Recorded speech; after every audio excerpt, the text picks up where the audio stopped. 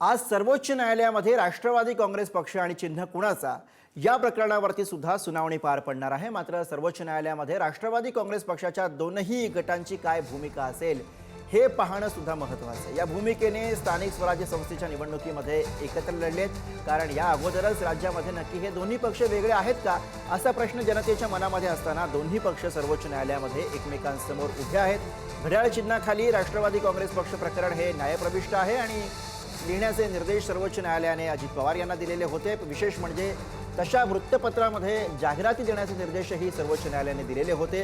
आता हे दोनही पक्ष एकत्रित निवडणूक लढत असताना या नियमांचं काय होणार? विशेष म्हणजे काही भागांमध्ये शरद पवार यांच्या पक्षाच्या उमेदवारांनी जिल्हा परिषद निवडणुकीमध्ये तुतारीऐवजी घड्याळ चिन्हावरती निवडणूक लढवण्याचा निर्णय घेतलेला आहे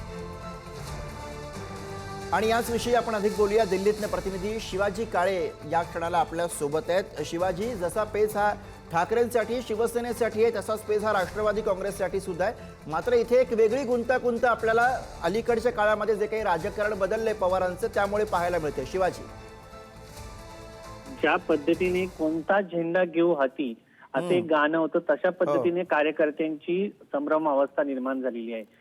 त्यासाठी अट्टहास केला। मागच्या सुनावणीमध्ये सांगितलं की अजित पवार हे घड्याळाखाली हे प्रकरण न्यायप्रविष्ट आहे असं लिहित नाही। अजित पवार हे शरद पवारांचा फोटो वापरतात, मात्र दोन्ही पक्ष एकत्र आले, शरद पवारांचा फोटोही वापरला आणि प्रकरण न्यायप्रविष्ट आहे असंही लिहिलं गेलेलं फारसं दिसलं नाही।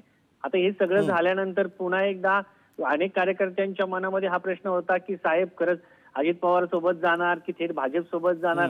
या सगळ्या भूमिका सुरू असताना एकदिलानं आता जिल्हा परिषद निवडणुकाला समोर जायचंय असं सांगण्यात आलेलं आहे। का आपण जर पाहिलं असेल तर इंदापूरमध्ये हर्षवर्धन पाटलांच्या मुलीने घड्याळावरती लढण्याचा निर्णय घेतला। खरं तर पाहिलं तर हर्षवर्धन पाटील हे तुतारीवरती विधानसभेला निवडणुकीला लढले होते। अशा परिस्थितीमध्ये खाली कार्यकर्त्यांच्या मनामध्ये नक्की कोणता पक्ष, पुन्हा दोघं एकत्र येणार आहे का, हे सगळं चर्चा सुरू असताना आज सर्वोच्च न्यायालयामध्ये पुन्हा अजित पवार म्हणणार की आम्हीच मूळ पक्ष आहोत आणि शरद पवार यांच्या पक्षाच्या वतीने सांगण्यात जाईल की आम्हीच मूळ पक्ष आहोत।